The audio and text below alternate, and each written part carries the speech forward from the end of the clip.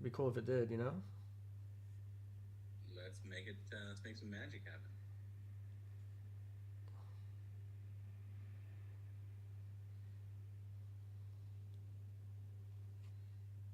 It'd be cool if it did, you know? Oh shit, it works.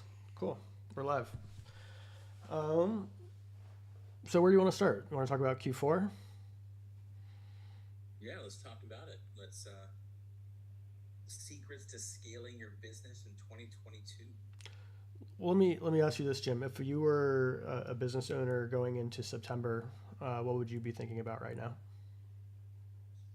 Preparing for quarter four, preparing my lists, either email or pixel maturity, to have a good benchmark to scale into quarter four with. And what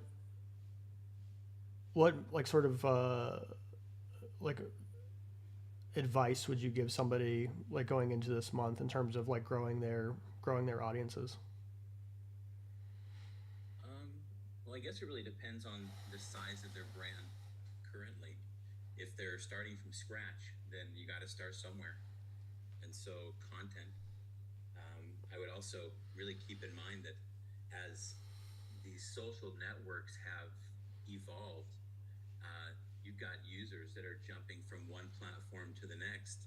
I don't know about but me personally, like I used to be a heavy consumer of Facebook, but now I rarely log into Facebook. Maybe once a week. I primarily for social consumption. I log into TikTok. How much time I are you fall how much time are you spending on TikTok? at least an hour a day, sometimes more if I get bored. But like I follow all of my, I don't know if I call them mentors, but the people that I follow in business, they're all on TikTok, and they all post a lot of content, and so I'm consuming content there. I used to consume it on Facebook in different Facebook groups, but I don't know. I find my own flavor has my own taste for it has adjusted, and I know it's not just me. And so if you're focused on building a brand, if you're starting out from scratch, I'd really look at the opportunity of getting into as many channels as you can. But I wouldn't overburden yourself with trying to publish content for every channel specifically. I'd look at where's your audience, and there's a saying that says you want to fish where the fishes are. So where's your audience? So publish content for that channel, and then repurpose that content for where else you're in the outliers of where your audience could be, and bring them in to where you want to post content. People are going to find you based on the content that you publish. If you don't publish content, how are they going to find you? So you're either going to do that organically or paid. And so either way, you're publishing content, and then really I guess to wrap back to your question, of how would I approach this during quarter four. I would prepare with your omni-channel approach, and I would make sure that you've got email dialed in, so that regardless of what channel they come from, you're either picking them up through cart abandonment, you're picking them up through lead gen or through subscription to your newsletter. You're picking them up through tripwires. You're getting people into your offer, be it e-commerce or lead gen, and letting email do the work. I'd make sure that your other channels all link back to your other channels, and that you've got something for people to consume once they find you. One of the things that I used to focus on, let's say with our brand Celtic Knot Jewelry, when we first started Celtic Knot back in 2016, we started just as a Facebook ads business. We didn't have any content on social. Maybe the random post every month or so, but it was we were running content as paid advertising, and then we started to adjust our model a little bit. We started to adjust it to we thought, well, look, when people find us, we want them to consume more of our content once they find us. And so once they liked our ad, the algorithm would show them more of our organic content because they liked our ad. Or when people would find us on through a paid ad, then they can, and then to go and do their due diligence. We would make sure that we had Google set up so that if they look for our keyword, they'd find us, or they look for our brand, they'd find us. So we did branded search with Google. From there, we made sure that we had social set up so that it wasn't just the sporadic post every now and then. You know, we were publishing 4 posts a day originally. Now we're up to 4. Now we're up to 6 posts a day. But you know, we were doing 4 posts a day on Facebook.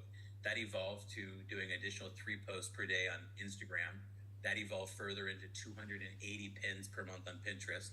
That evolved into not just email, where it was triggered email, but we were doing 3 campaigns a week for email, 3 campaigns a week for SMS using Attentive. So really, we just wherever our audience would find us, we wanted to make sure that however they tried to research us, that there was something there for them to consume. So if you're preparing for Q4, know that everybody is in the buying mindset. You know, everyone's a shopper. Nobody loves to be sold to. And so how do you overcome that? Well, by having organic content for them to consume that relates with them on either an emotional level, on a necessity level, or on an identity level, right? So when you publish content that people can relate with, I really focus on content that speaks to their nostalgia. You know, content that people can relate with because it, you know, something they remember from their childhood, something that they remember because of an experience that they had that they can relate to. Then at that point, you're publishing content that speaks. It goes past the idea of trying to sell to somebody. You know, you're speaking to them because they can relate to it. So then your job as a marketer is halfway over, because at that point they're selling themselves because you relate with them and you have a clear solution, or a clear solution to either an objection or a solution to a need that they have, or an identity that they wish to identify with. I mean, it all boils down to content. And then you have your pixels primed. September is the perfect month to do that in. You've got back to school. You've got Thanksgiving. You got October. You've got your Oktoberfest. You've got Halloween. You've got I forget the pagan holiday. Is it Osara? I forget the name of it. But you've got the pagan holiday for All Hallows Eve. That season change. You know, you've got some good holidays to dial into. You've also got Veterans Day coming up in November before Thanksgiving. Then you've got Thanksgiving, and by Thanksgiving, you know, you want to have everything dialed in for Black Friday at that point. You want to be able to have all of your audiences of people who have been to your website that haven't viewed a product, everyone who's viewed your product but hasn't added to cart, everyone who's added to cart but didn't initiate checkout, everyone who initiated checkout but didn't purchase. And in order to do that, well, it was a lot easier before Apple introduced app tracking transparency with their privacy update of iOS 14.5. You know, you've got to have attribution dialed in. You've got to have a method, either setting it up yourself through Google Tag Manager and using tools like Google Cloud Services to set up your own tracking server, or using tools like OptimizeX to do all that with a push of a button. You've got to have attribution dialed in, so you're feeding all of your data back to Facebook so that your audiences are retargetable. And then at that point, it's traditional Black Friday sales, and everyone's a shopper. All you got to do is get in front of them and speak the language based on what they've done, taking into consideration what they've not done. Great points, Jim. Let me ask you a different question. How do you think the recession this year is going to impact Q4? What's something that how should like e-commerce owners be thinking about that, and what do you think the impacts are going to be going into the end of the year? Well, you've got people that are a little bit more tight-fisted with their money, so they're not going to be as apt to spend recklessly, but everyone still shops, right? And you're going into Q4 where everyone is still shopping for gifts. And so it's a matter of you being able to build a positive relationship with your consumer and providing a positive customer experience. Positive customer experience trumps all of it. Because when you provide a positive customer experience, it's really when you think about positive customer experiences, how does your customer remember you, and did that experience put a smile on their face? And as long as the answer to those are yes, that they do remember you, and yes, you made them smile, or you made them laugh, or you made them enjoy that experience, then they're more apt to purchase from you. They're more apt to purchase from you again, and they're more apt to spend more when they do. It's all about creating a positive customer experience. And so it's not like going into a recession, people stop spending money. It's just that they stop spending money on things that they otherwise wouldn't have. But gifts, holiday shopping will never change. Everyone still tries to find that perfect gift for the ones they love during the holiday season. Got it. So you mentioned customer experience. Do you have any tips that you'd be willing to share in terms of how brand owners or online business owners could improve their customer experience and improve their customer retention? Sure. So in how you communicate with your shopper. So there's a few different things that I look at. One, you've got to have a quality product, right? You've got to have something that that people want to have, and that it solves either a need, or it identifies with their self-image, or it is a gift. So you want to be able to provide something that they want, and you've got to make it something that when they receive it, they enjoy it. So you've got to have a quality product. Two, you want to have that unboxing experience, something that they remember. You don't just want to ship out a product and hope that they're going to love it. You've got to plan for how do you ensure that they love it. One of the things we do with Celtic Knot, for example, is we don't just sell jewelry. We sell the experience of owning that jewelry. We spend just as much on the boxes as we do the jewelry itself, if not a little bit more. So from the quality of the box that the jewelry arrives in, like each of the jewelry boxes that the jewelry arrives in, to the extras that go inside the box, to the thank you card that goes inside the box, to the sleeve that the polish cloth goes into, to the jewelry pouch that is included, all these little extras, but also from the box itself, the shipping box itself. We even go as far as we have this normal looking shipping box that when it arrives, it's not something that someone's going to see and think they want to go steal. So we have a normal shipping box, but as soon as you open it, we've got our branded green color on the inside with this 24 karat gold leaf Celtic Knot stamp on the inside of the box. So when you open it, it's unmistakably Celtic Knot. Then we have a high quality product. It's something that we also back that up with a lifetime warranty of that product. We kind of take the same stance as let's say Costco. You can go to Costco and buy a bag of Doritos, for example, and you can eat everything down to the last Dorito and say that you go back and return that bag with that last Dorito and say I'm unsatisfied with this product. They'll refund you. So we take that same stance, and it doesn't happen often, but when it does, we know that we're providing a positive customer experience, so that if that person were to change their mind and come back and buy again, we've not inhibited that. So that's a few of the tips I really take into consideration. The other thing as well is providing a positive customer experience with how you communicate with your audience. From the type of content you publish, you want it to be relatable.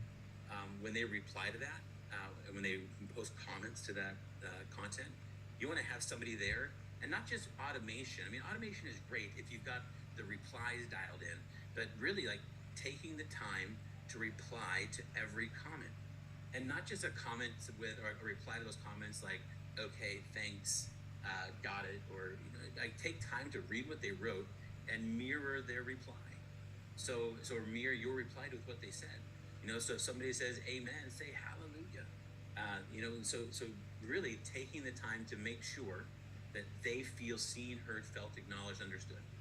Really taking the time to provide them with an experience that reminds them of how much intention, how much effort you put in to providing a quality product and building a positive community.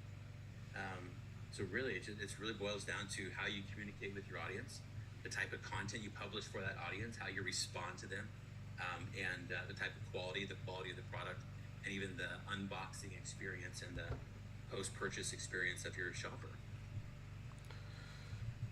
Thanks, Jim.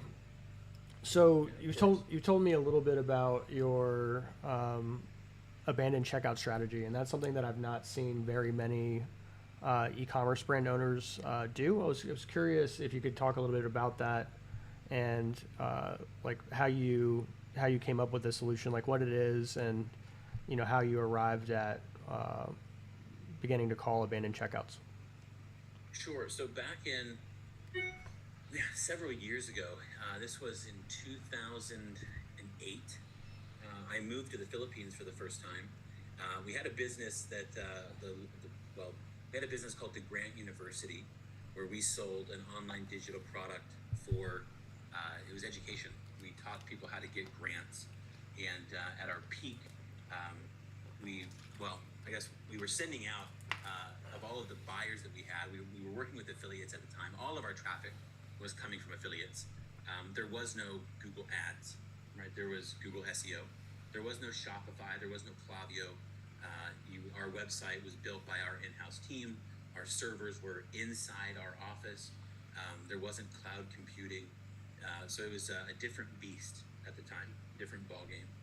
But what we did do is we had all of our customer support. We had 156 agents for customer support out of Cebu, Philippines, and we had 24 sales agents out of Manila that they were dialing out on what at the time we called our partials. So a partial at the time we considered it if somebody went through our purchase process and they said yes, send me your free informational CD. They told us where to ship it. So they gave us their first name, last name, email, city, state, zip, phone number, and then they make it to the next step. And we're like, yeah, one last step, just pay $4.95 shipping and handling. If for whatever reason they didn't purchase, well, we called that a partial. So it was partial information, a non-buyer.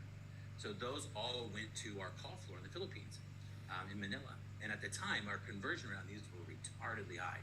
So it was like we had like a 40% conversion rate. We were paying half the price of what we were paying for a CPA with an affiliate. At the time, we were spending like $40 CPA for affiliates to drive traffic for us. We were paying $20 for a call center to dial these out for us. And we just had an insanely high conversion rate with those. So what we were doing is we would call them, find out why they didn't purchase. A lot of times it was, well, you said it was free and now it's $4.95 shipping and handling. So we were like, well, let's meet you halfway. You know, we'll just pay $1.95. We'll pay half. You pay half, and we'll get you the free informational CD out. And that's how we closed those. And so we built a very successful and highly profitable business doing that. I mean, to the sum of millions and millions of dollars. And as we got into e-commerce with Facebook and Shopify back in early 2016, I thought that maybe we could do the same thing again, but I didn't think about it before 2020, so or 2021. So in 2021, when Apple introduced their iOS update, I mean it crushed us. I mean at the time we were developing technology to provide a better reporting software. We were importing data from Facebook and Google, and we wanted to revisualize how all this was working on top of running our jewelry brand. And so when Apple introduced their privacy updates, it crushed our e-commerce brand. So we went from $250,000, $300,000 a month by Mother's Day of 2021 we spiraled out of control. We were an insanely unprofitable business trying to dial in ads. So by May, we figured, okay, there's something we've got to do here. And so we came up with two ideas. One, we came up with, and a topic for another discussion is, we thought, well, one, let's solve the attribution problem. And so that was one task that we began working on. And two, we thought, well, with our existing business, how do we ensure trackability and how do we ensure conversion if we're unable to accurately attribute our traffic back to Facebook? And so we started doing lead gen top of funnel. And so we built a sales team to manage lead gen top of funnel. So we began doing, we started to expand more into doing our giveaways. And so for every holiday, we had $1,000 giveaway. We would, give people points for every dollar that they spent. We gave them points for just for signing up, and so that would put them into our email list. And we saw incredibly low Quick cost per question. leads. Were Yo, you using any sort of app for that? no, I was using Klaviyo, and actually, wait, we were using Gleam to track those points. And so Gleam was a giveaway software that, so when we first started doing giveaways, we weren't tracking it with any software at all. We were pulling all the sales into an Excel spreadsheet. The number of dollars spent was equal to the number of points we were giving them, as well as the number of people on our list was equal to an additional point. And that's how we were calculating points. And then we just randomized the spreadsheet to pick a winner. We were doing giveaways every Friday. We were giving away free jewelry, and then we had the $1,000 giveaway on the holiday itself. And so that's how we were doing it originally. But after iOS happened, we started using Gleam, and with Gleam, it made it a whole lot easier to track because they track the points for you, and then you define the giveaway. You define how it's awarded, how they subscribe. They give you all sorts of different ways to track points and earn points. So we started using that, and that made this a whole heck of a lot easier. But originally, when we thought of this, we thought, let's do lead gen top of funnel. Let's build our email list, because email converts incredibly, incredibly well for us. So if we could just feed our email list, then we knew that eventually they would buy. And so we had, we saw it was a 68-day average turnaround from the time they subscribed to the time they purchased. Our conversion rate on that was high 6%. And it backed down incredibly well for us. We were generating leads at like 25 to 50 cents a lead. And it was working for us. And then from there, we thought, how can we make this better? And then we thought, well, we did partials back with Grant University. What if we do partials again now with our abandoned checkouts? So we started to implement the same process we were doing before. And so we thought, let's not reinvent the wheel here. Let's just redo what we were doing previously. And so we set up some SOPs. So our SOPs were simple, that we, within 15 minutes of an abandoned checkout, we wanted that person on the phone. So we started to do it originally as just dialing out of anyone that abandoned checkout, and our answer rate was super low. It was like 8% or 10% of the people who were dialing were actually picking up the phone. So then we thought, how do we improve that? And we started to do SMS. So we started to do, so within 15 minutes of an abandoned checkout, we'd send them an SMS to say, hey, this is so-and-so with Celtic Knot. I'm just calling to, perform a quick survey. Thank you for your interest in our products. I'll be giving you a call in 1 to 2 minutes. Just by putting out that quick SMS, we saw a 20% answer rate. So our answer rate increased. So we had more people that were picking up the phone. And then from there, we wanted to turn this into what we call the commitment pattern. And the commitment pattern is simply that if I want somebody to say yes to something big, I want them to say yes to several small things first that are related. Because it's psychologically difficult to say no when you've already committed to yes several times. And so we thought that we could influence their purchase behavior if we could apply the commitment pattern to this conversation. And so our calls would go a little bit something like this. We'd get them on the phone. This is Jen from Celtic Knot. I want to thank you so much for your interest in our products today. We value feedback from customers like you, and we're wondering, do you have just 2 minutes for us to ask a couple of questions? It'd be really helpful for our business. And so this was, in essence, we're asking, are you helpful? And so if they say yes, then we continue with the survey. And so the survey at this point becomes a series of polarized questions. These are questions that I want them to reply yes to, right? But I don't want them to say yes or no. I want them to reply to the yes comment. And so this is how it would boil down. So we would say something along the lines of, so from the content you just saw or from the website you were just visiting, what do you like most about our brand? Or what do you like most about the video? Or what do you like most about our Facebook page or Instagram page? And so we could see where they came from before we called them. And so we knew how to pose that question. And so we would ask them, what do you like most about our brand? From there, we're not asking them, what do you like or dislike about us, or do you like us, yes or no? I want them to think about this for a moment, like what's focal is causal, right? So what you think about, you act upon, because what you think, you know, you're right, or at least you think you're right. And so if I ask somebody, what do you like about us? Well, then they're going to stop from whatever they're thinking prior to this and think about, well, what is it that I like about you? And then they're going to reply, well, I like that, you know, I like your website, or I like the video, or I like the whatever, a series of different things that they could possibly like. From there, we want to advance that. So we would ask them, once, you know, what do you like about our brand? We would ask them, what do you love about our product?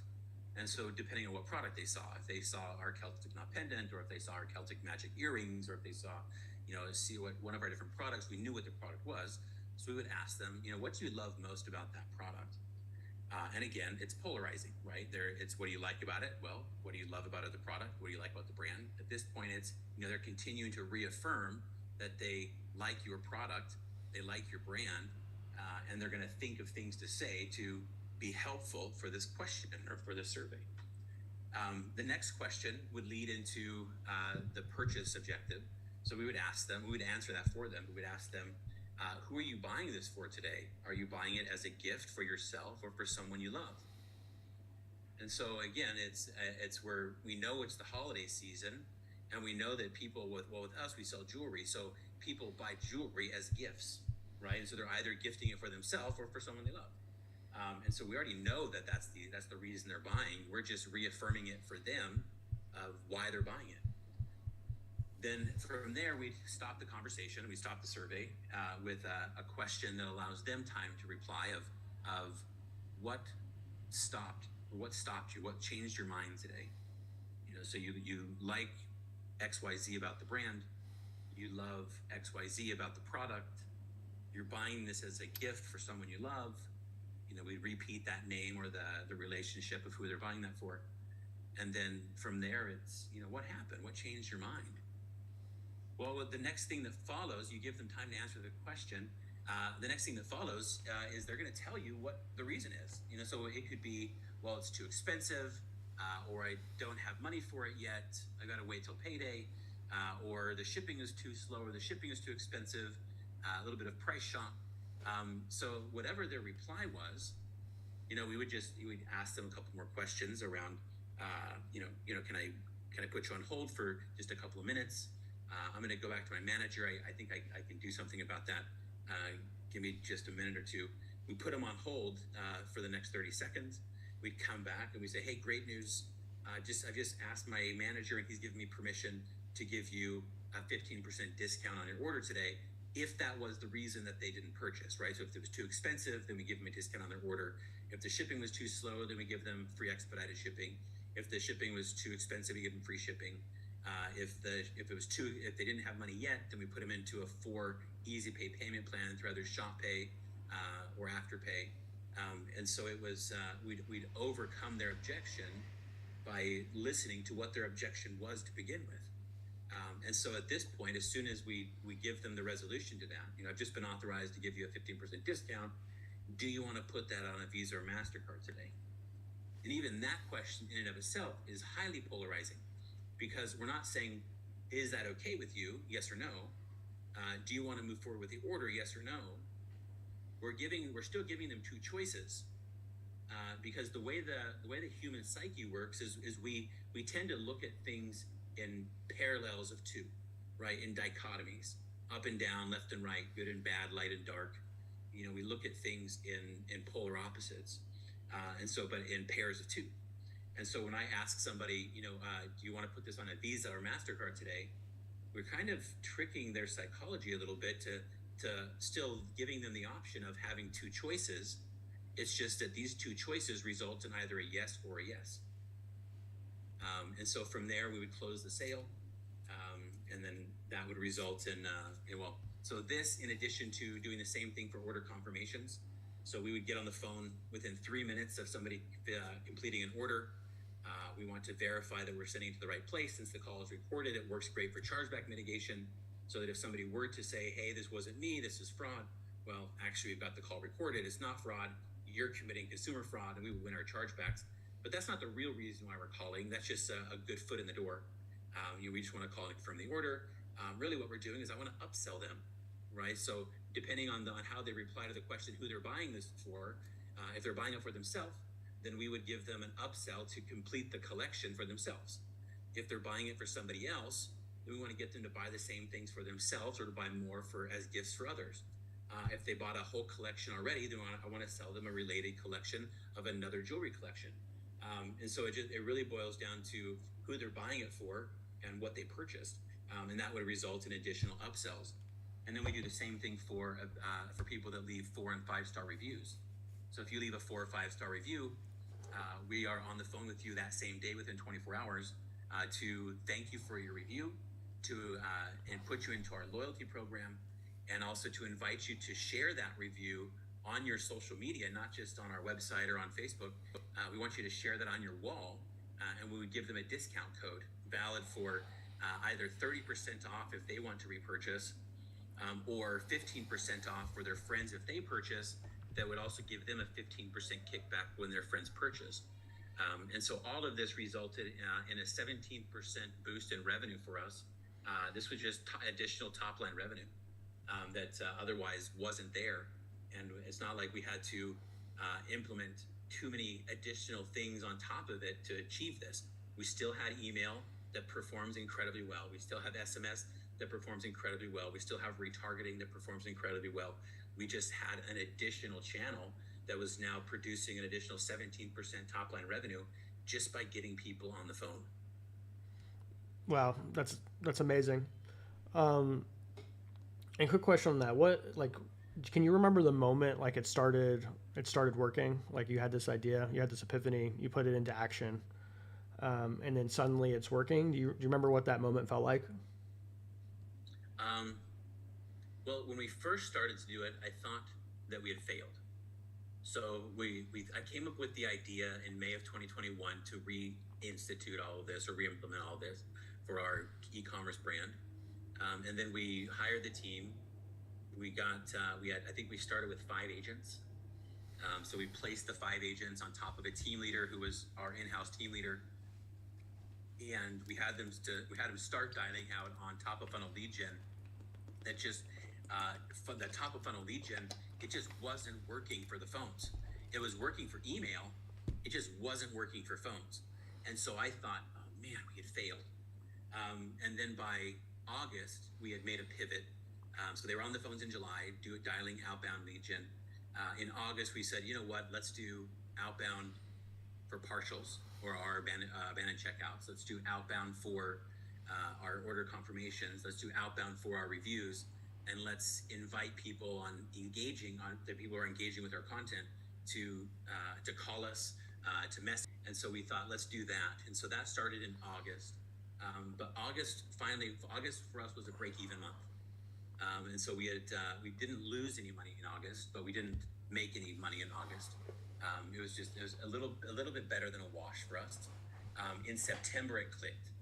So they'd all been on the phones dialing this process for 4 to 6 weeks, and we started to see consistent sales. Like every agent was getting sales consistently, and they didn't have to produce a lot, right? So every agent had to do 2 sales a day to break even. We had agents by this point doing 5 to 6 sales a day each agent, and it was we were making money. We were doubling the investment that we were putting into the call center. But by October, it was so incredible. Because by October, we were doing 3x, 4x. We had agents doing 10 sales, 15 sales. It was just blowing up. By November, it was on fire. And there were weeks in end of November throughout middle of December that we were netting 1,000% ROI on the agents that we had on the phones. And it was just, man, it's like, how could we have not been doing this sooner? Beautiful. And for the fans in the crowd, how much was that in revenue? Like what was the dollar amount? $285,000 in additional top line revenue. Wow. And is this a strategy that you think is accessible to most brands, or what's the barrier to entry?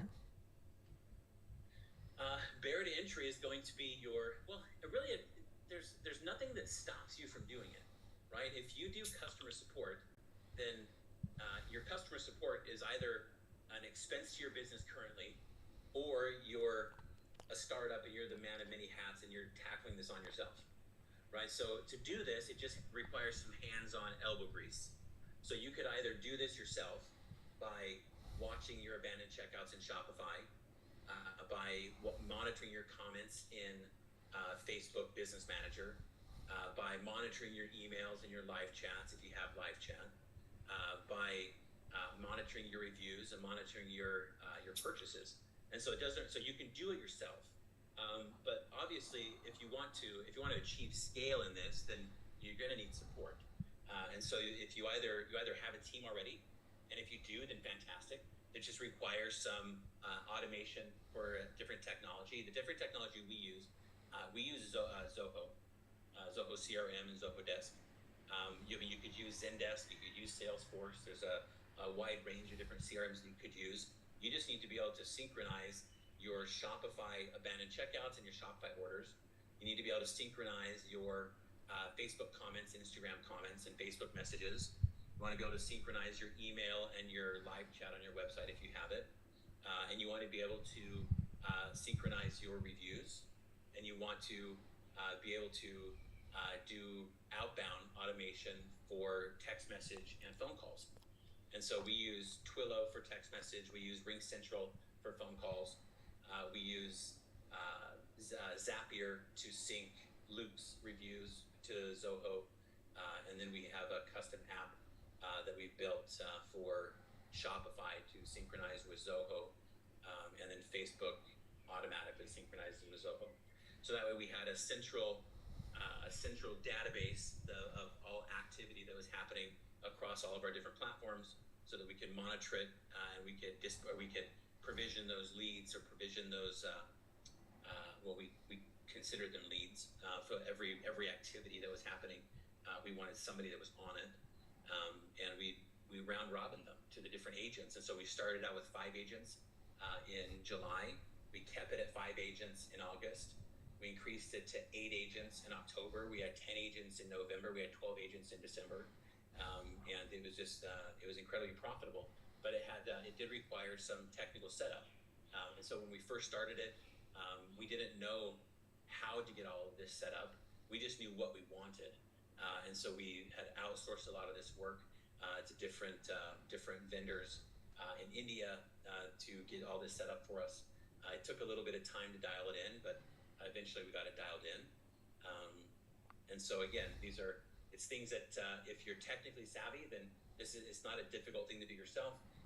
If you're not, then there are people out there that can get that set up for you.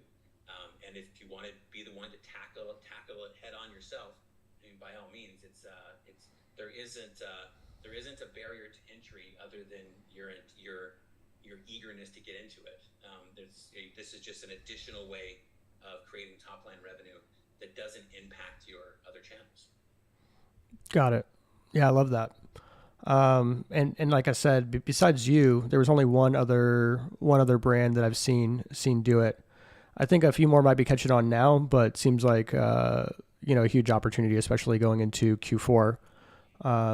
Like we don't know what's going to happen with the recession, right? Things will definitely be hot in November and December, but it never hurts to maximize your average order value, lifetime value, and mitigate chargebacks. So just to kind of change directions, I've been getting a lot of, or I don't know how to quantify a lot, but I've been getting some messages, especially from people that are looking to start out either in sales or marketing, like they don't want to go back and get a 9-to-5 job. And I think that what most of these people want is freedom.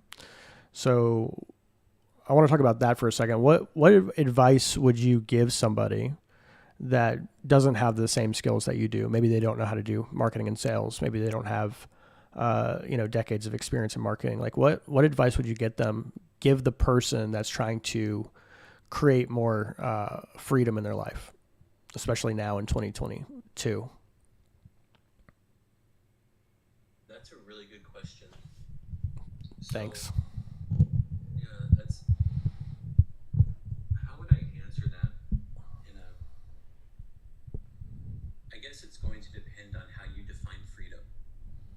So if freedom is a definition of Well, having how do you more to do more, how do you define freedom?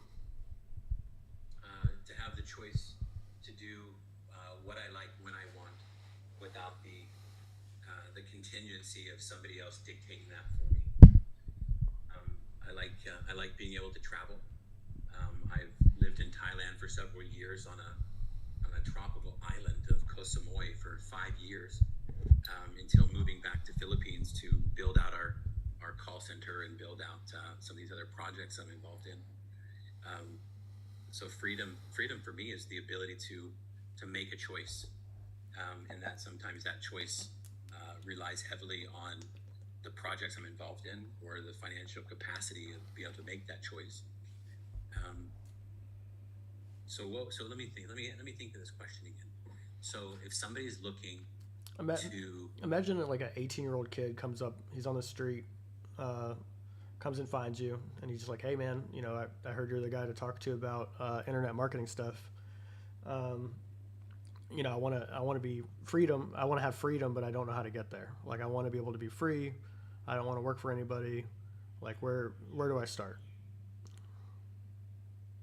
you know everything in the world revolves around commerce. Full stop. Without commerce, the world doesn't move forward.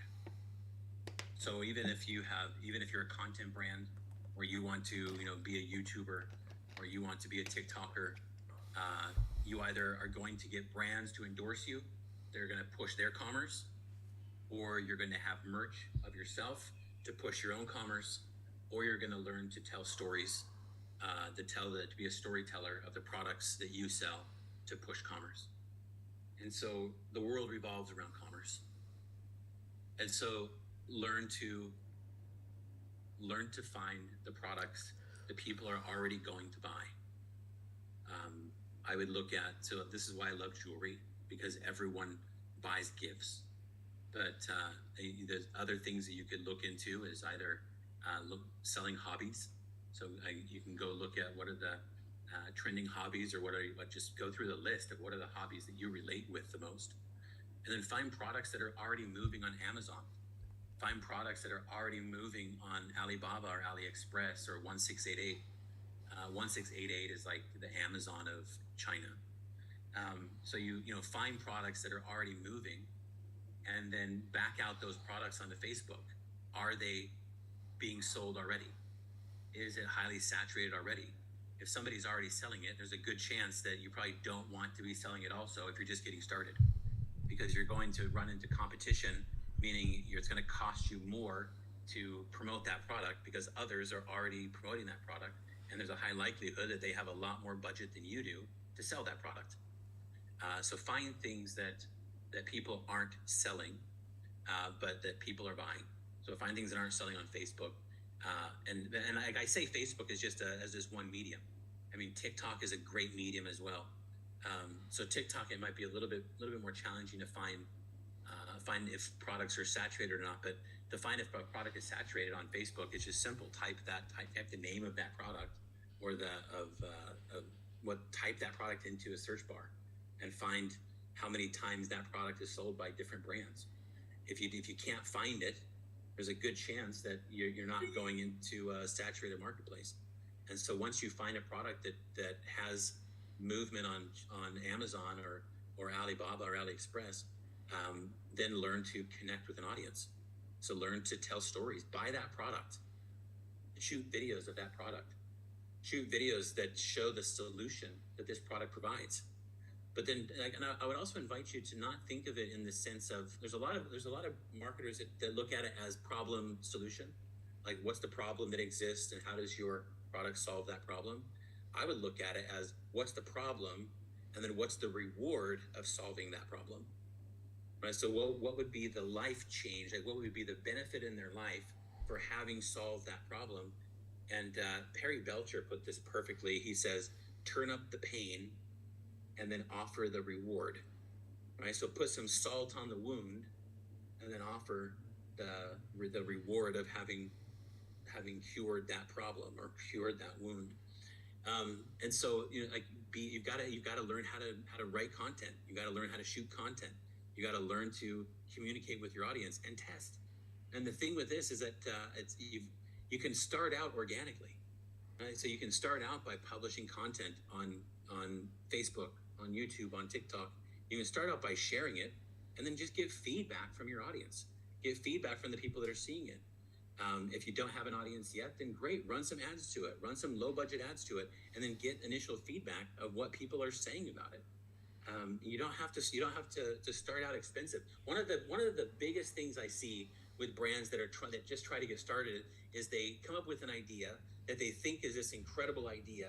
They go invest a fortune into inventory and into a website, into building out all the assets to run this brand, when they haven't even tested market viability. They haven't tested if the market even wants the product or not. And so in order to test that, buy the product first.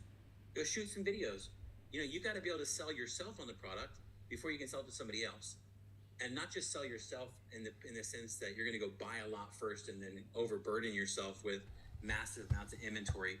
I mean, that can be painful if you go spend $40,000, $50,000, $60,000 on inventory and a website and all these assets, only to find out that people don't want to buy it, or you're in a heavily saturated market that you're competing with others that raise your CPMs, raise your cost per every 1,000 people that see your ad to an astronomical amount. When you promote something that doesn't have a high saturation, then your CPMs are really low.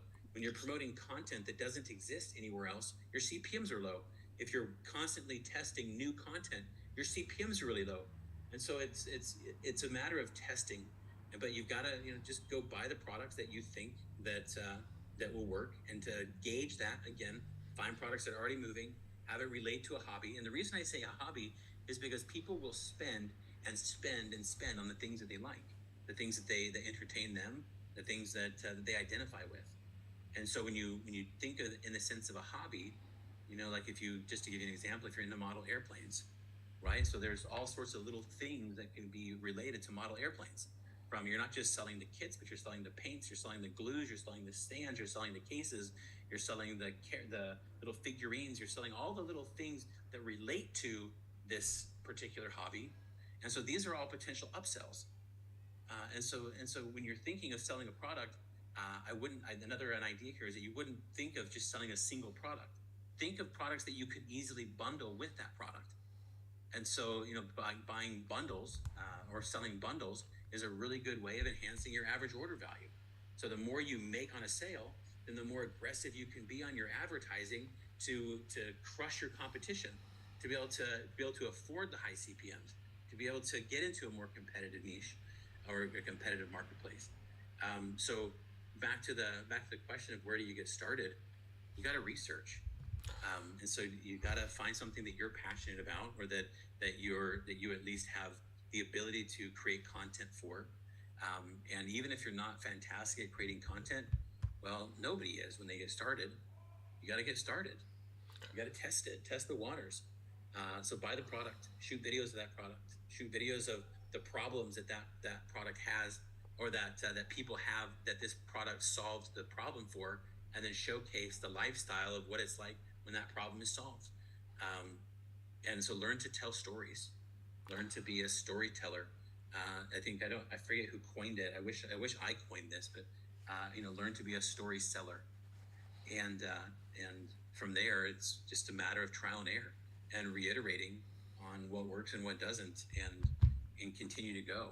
And so there is no overnight success in commerce. It's really, when you think about e-commerce at its core, e-commerce is really just a business of supply chain and logistics.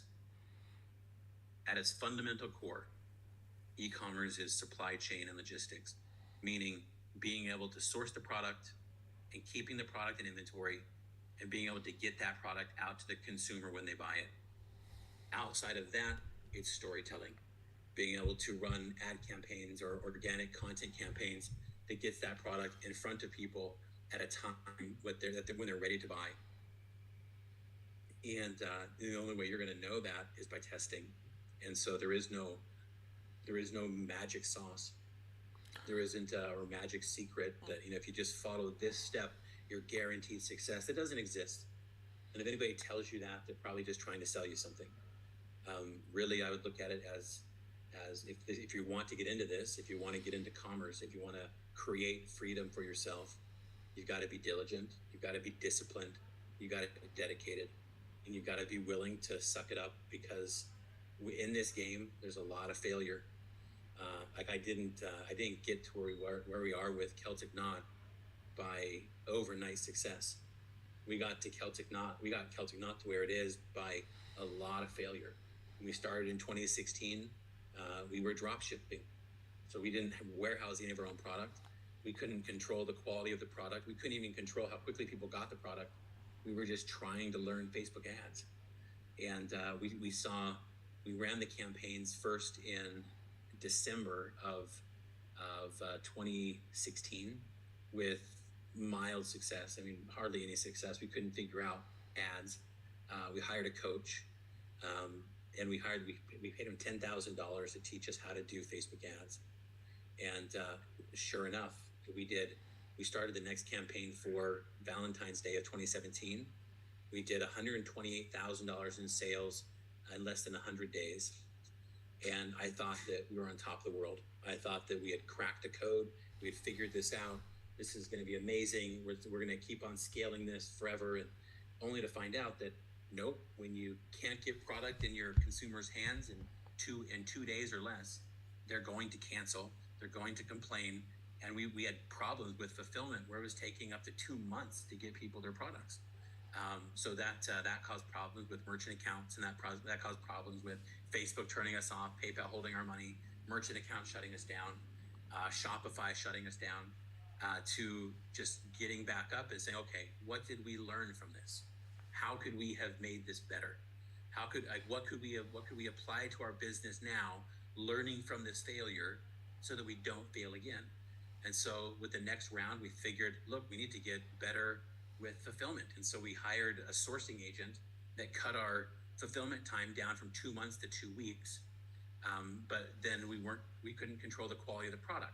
We weren't sending out products in boxes. So we were getting product to them faster, but then they were complaining about the quality of the product. So the same thing happened. We did about $250,000 in sales for St. Patrick's Day, and it blew up in our faces again.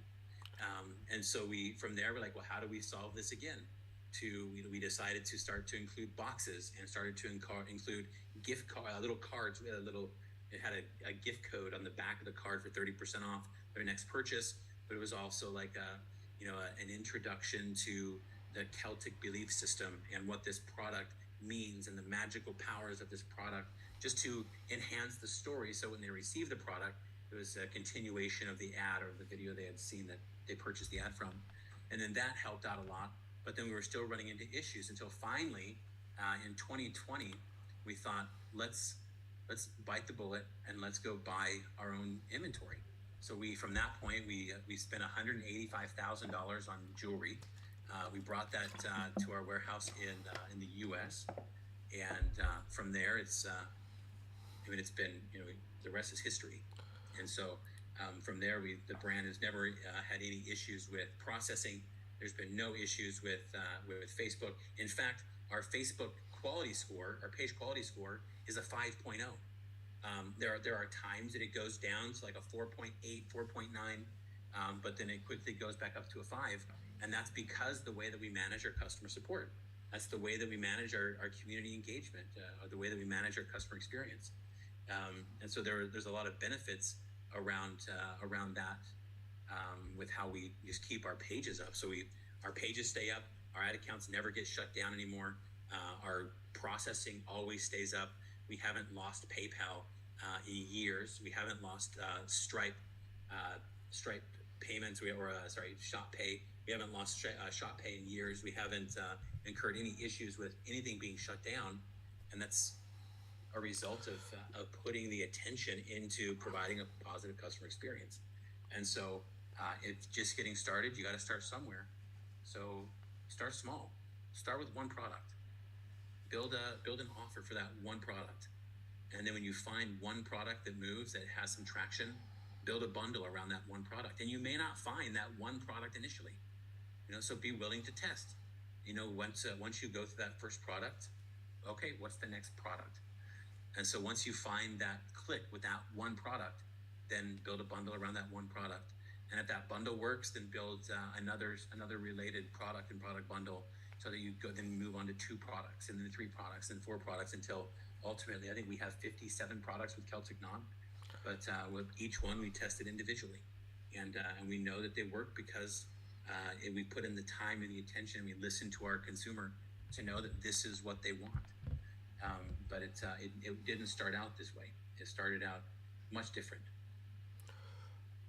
Beautiful. Thank you for sharing that. And I think that we're coming up on time here. So I guess for those of you guys that watch this, is our first live as Ecom Masterminds, and going into the next end of the year, we're going to be doing a weekly call on Tuesday. We'll confirm the time.